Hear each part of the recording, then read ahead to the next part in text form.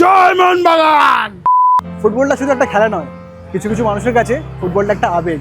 আর সেই আবেগটাকেই 40 বছরেরও বেশি সময় ধরে বাঁচিয়ে রেখেছে একজন মোহনবাগান সমর্থক।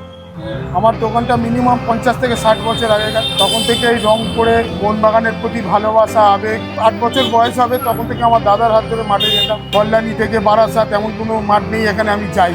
তো এটা আমার কপাল ভালো যে আমার মোহনবাগান দিবসটা পড়েছে আমার বাবার প্রিয় মাস শ্রাবণ মাসে পড়ে, যার জন্য আমি মহাদেব আর মোহনবাগানকে এক করে আমি এই অনুষ্ঠানটা 200টা বাচ্চাকে খাতা পেন দেওয়া, 100 জনকে শাড়ি দেওয়া।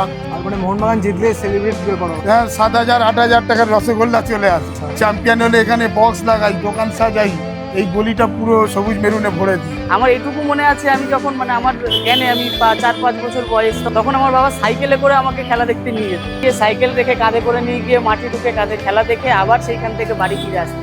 একদিকে হচ্ছে মা মোহনবাগান আর একদিকে আমার বাবা মহাদেব। এই দুটোই আমার অঙ্গ প্রত্যঙ্গভাবে আমার সঙ্গে জড়িয়ে আছে।